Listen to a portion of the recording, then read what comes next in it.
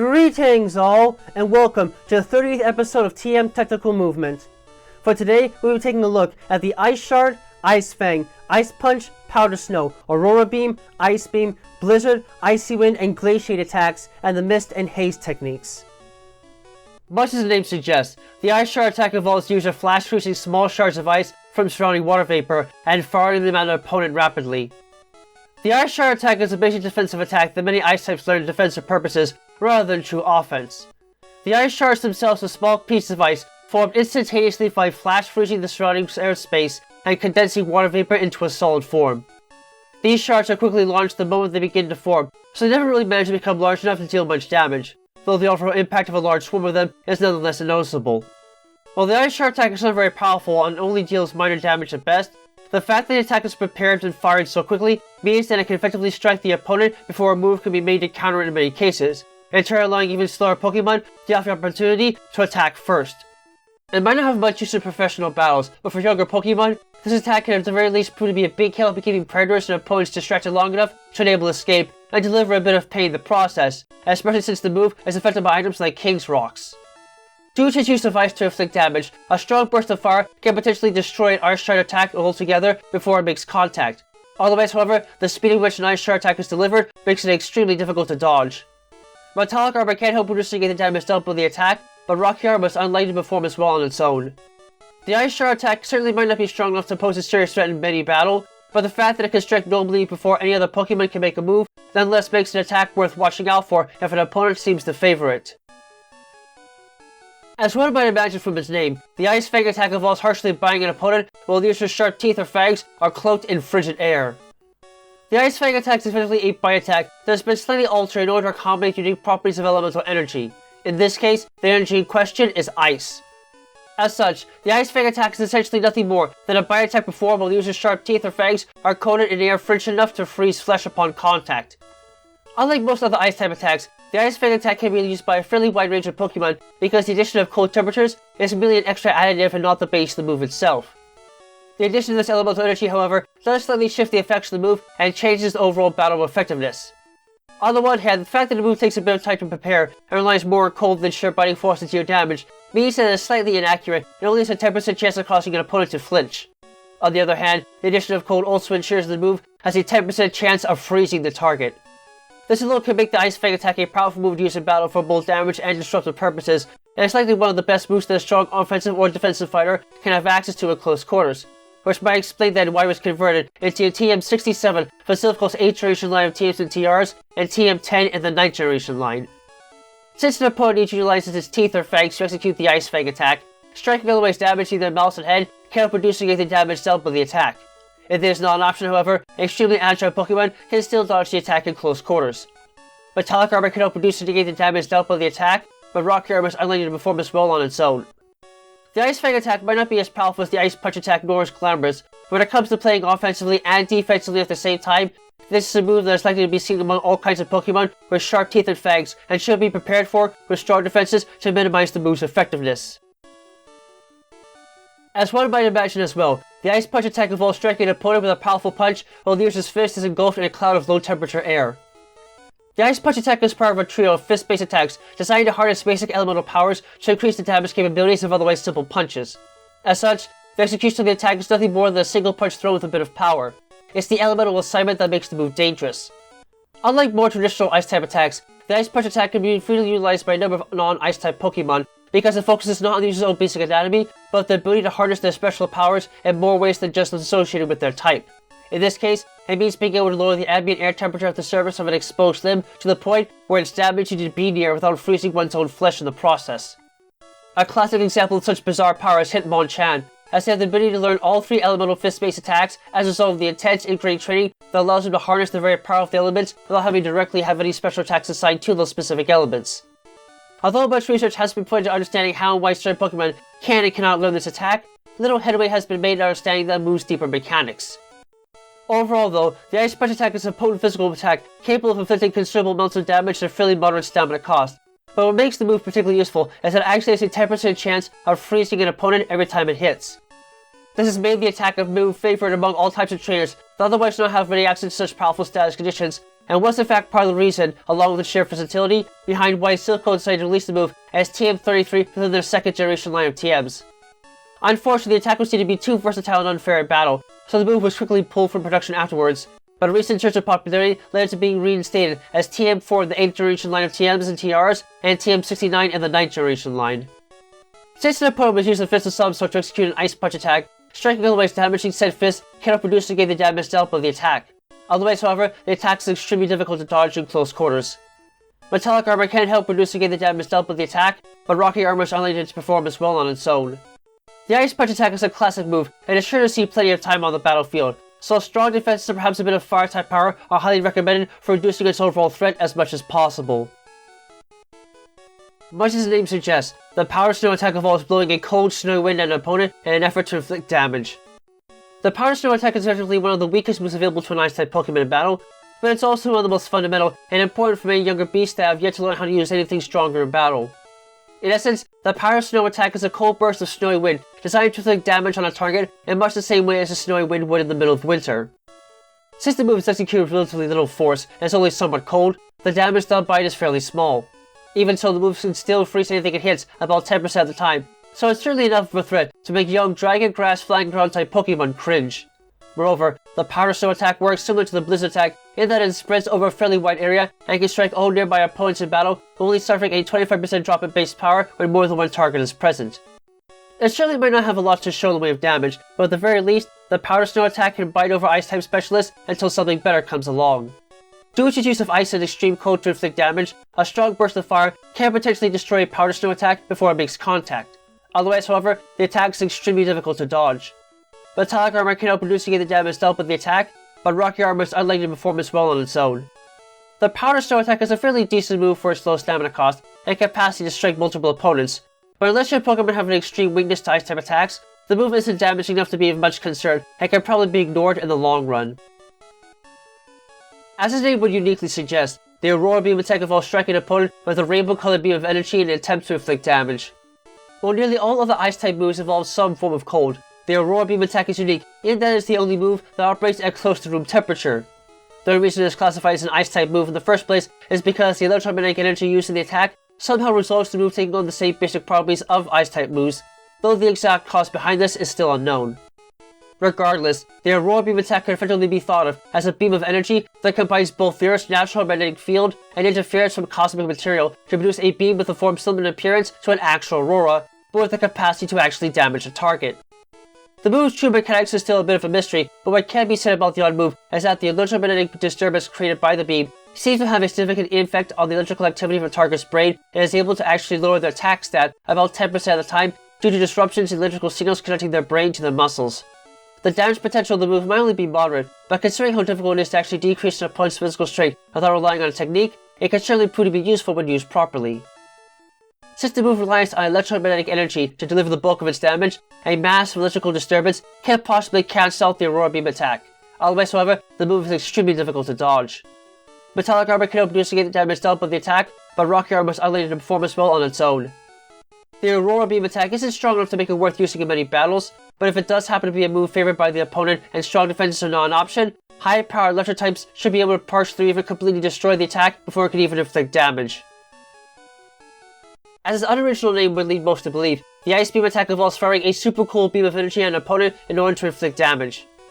Although other Ice-type attacks specialize using ice in some form to attack a target, the Ice Beam is one of the few Ice-type moves that literally utilizes cold itself to attack an opponent directly. The Ice Beam is effectively a stream of energetic particles that have been super cooled to temperatures close to absolute zero.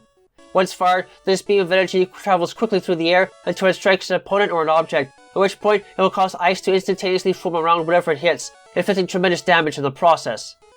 Despite its simplicity, it is not easy for even Ice types to be able to naturally condense pure cold energy into such a form, so only a limited number of Ice type Pokemon are actually able to utilize the attack naturally. Nonetheless, the fact that the move has a 10% chance of actually freezing a target makes it a devastating weapon to use in battle and easily among the most iconic moves known by both water and ice type Pokemon. Silph saw great potential with the move and released it as TM13 with their first generation line of TMs, but much as with a Thunderbolt TM, cries over its unfairness eventually doomed it. Rising public demand, however, eventually led the move to be reinstated as TM13 with their third generation line of TMs and most successive generations, including the recent Sinnoh Special Edition set, before becoming TR-05 and the company's first set of TRs, and finally TM-135 for the Night Duration line of TMs, maintaining much of its popularity in the process. Due to its use of extremely frigid energy to inflict damage, there is no way to directly counter-dodge the Ice Beam attack. Strong metallic armor can help reducing the damage dealt by the attack, but weaker metallic armor and rocky armor in general are unlikely to perform as well on their own. The Ice Beam attack is a staple among water and ice type Pokemon alike, and is universal among a wide variety of Pokemon, so the chances of actually seeing it in battle are very high. Strong defenses are the best tactic that can be taken to reduce the attack's effectiveness, though extremely powerful fire types may be able to quickly raise their body temperatures to brace against and reduce the effectiveness of this chilly move's damaging impact. As one might imagine from its name, the Blizzard attack involves summoning a raging blizzard in the vicinity of their closest opponent in an attempt to bury them and damage them from hypothermia. Considered to be among the most devastating of ice-type attacks available to a Pokemon, the Blizzard attack takes the simple mechanics of the Powder Snow attack and amplifies them to produce a raging snowstorm unlike any other. In short, the Blizzard attack is created by releasing a massive blast of cold air and ice in such a fashion as to place nearby opponents in front of the user into an environment that actually simulates the devastating effects of a full-force blizzard. However, because this blast takes a considerable amount of time to prepare, the attack is relatively inaccurate and difficult to pull off properly. When it does hit, however, the Blizzard attack can cause the target to undergo hypothermia within a matter of minutes, in turn dealing massive damage in the process. Moreover, the attack has the capacity to strike multiple opponents, only suffering a 25% drop in base power, and additionally has a 10% chance of actually freezing anything it hits. Overall, this makes the Blizzard attack a truly devastating blast in all types of battles, and it's easily among the most destructive attacks even if it does have a somewhat low accuracy rate. This is especially true if it is healing, as the presence of ice in the air shortens the preparation time needed for the attack considerably and grants it a 100% accuracy rate. It was these powerful qualities that spurred Silphco into releasing the move as TM-14 within the first generation line of TMs, from which intense and constant popularity has led it to become a set staple among all of the generations of TMs, including the recent Sinnoh Special Edition set, up until it was converted into TR-6 for the company's first line of TRs and TM-143 for the 9th generation line of TMs. Due to its use of ice and extreme cold to inflict damage, fire can potentially destroy a Blizzard attack before it makes contact, but the temperature required to do so unfortunately exceeds what most fire types are actually able to create at their strongest. If this is not an option, relatively agile Pokemon can still dodge the attack with enough room. Strong metallic armor can help reduce the damage dealt by the attack, but weaker metallic armor and rocky armor in general are unlikely to perform as well on their own. The Blizzard attack is an absolutely devastating blow for its high base power and incredible potential to immobilize anything it touches, so evasive tactics of the highest caliber, in conjunction with strong defenses, are recommended above all other tactics to avoid any chance of the attack doing anything useful at all. As one might guess from its name alone, the Icy Wind attack involves blowing a bitterly cold icy wind in the face of an opponent in an effort to inflict damage and slow their movements. The Icy Wind attack could almost be thought of as a modified form of the Powder Snow attack that trades simple snowflakes to a small bit of cold for a bitter blast of icy wind designed to literally chill the opponent to the bone. The cold wind blown in an Icy Wind attack is much colder than most would expect, and is capable of instantly generating frost on low-growing plants, so its effectiveness in dealing damage is severe enough to warrant considerable notice. Moreover, the Icy Wind attack is strikingly different than the Powder Snow attack, in that it actually cannot freeze a target. The damage done by it is designed to act more of a system shock than a system freeze. This does, however, make the attack useful, because the temperatures used in the move are so low that they can actually do slight hypothermia within anything the move hits, and effectively lowers the speed stat of any Pokemon it strikes. Combine this with the fact that the attack can hit multiple nearby opponents, only suffering a 25% drop in base power, and it comes as no surprise that many Ice-type specialists adhere to this move despite its low damage potential. This is also the reason why Silphco decided to release the move as TM-16 within the 2nd generation line of TMs. Sadly, the move is not favored by many other types of trainers aside from Ice-type specialists, and is probably discontinued afterwards, though a recent surge of popularity has led it to be reinstated as TM-27 of the company's 8th generation line, and then made into TM-34 for the 9th generation line. Due to its use of extreme cold to inflict damage, a strong burst of fire can potentially destroy an Icy Wind attack before it makes contact. If this is not an option though, extremely agile Pokemon can still dodge the attack with enough room. Metallic armor can help reduce the damage dealt by the attack, but rocky armor is unlikely to perform as well on its own. The Icy Wind attack isn't damaged enough to be of serious concern in most battles, but its ability to instantly reduce the overall mobility of anything it hits can still make it a viable threat that should be prepared for with Pokemon possessing high enough speed stats to reduce the impact of the move's chilling effects. Considered to be the signature attack of Kyurem, the Glaciate attack involves blowing a harsh wind in the face of a nearby opponent that has temporarily been chilled to absolute zero. The Glaciate attack is little more than a modified version of the Icy Wind attack that has been chilled to lower temperatures than normal, but the science behind it is what truly makes it unique. Although Kyurem has been seen to be able to use the Icy Wind attack of its own, the beast seems to prefer using its natural powers to deal even more damage by supercooling the attack with its body to absolute zero for at least a microsecond before releasing it. The gas release quickly warms up after being released, but it is still so cold even at that point that it effectively flash freezes anything in front of Kyurem, dealing decent damage in the process despite not being a forceful move.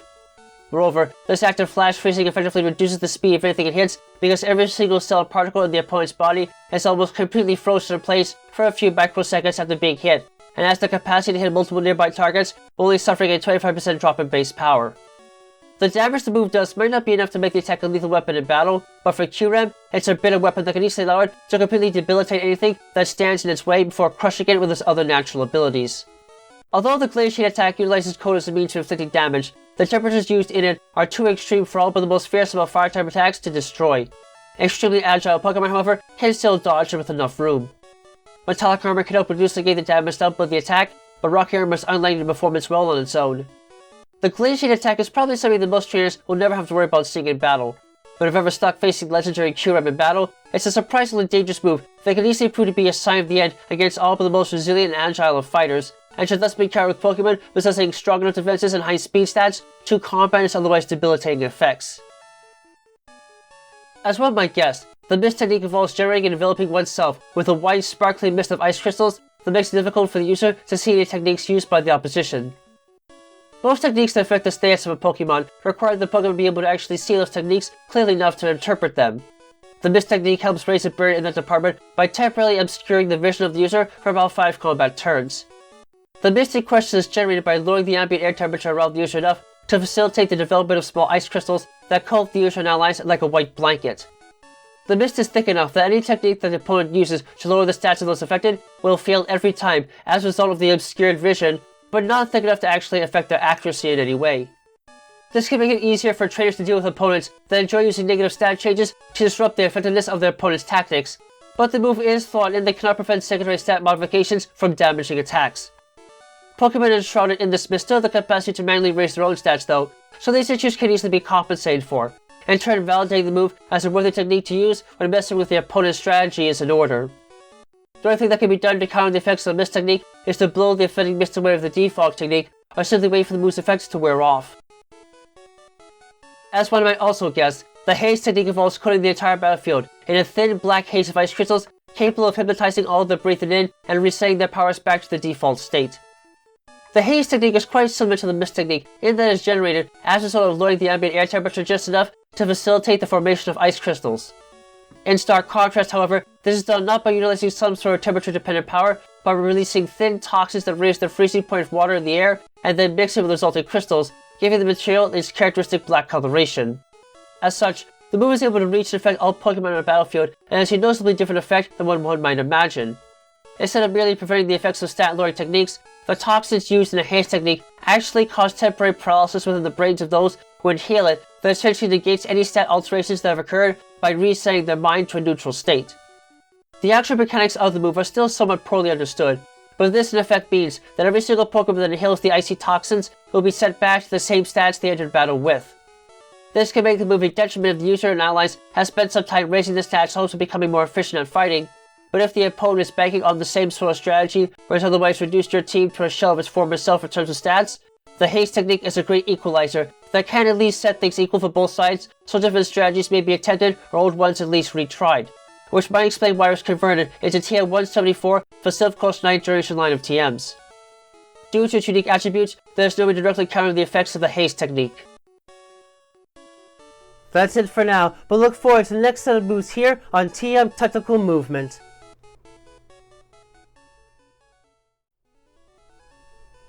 Thank you all for watching this video. It is a great pleasure to share with you all the fruits of my research and all the positives it gives to understanding the wonderful creatures we call Pokemon and how their powers and behaviors function in their world.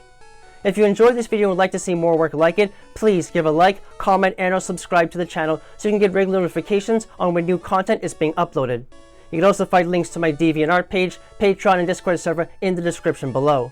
Please, join me on this road to seeing what the world of Pokemon has to share with us, and the many mysteries and wonders that keep us all coming back for more.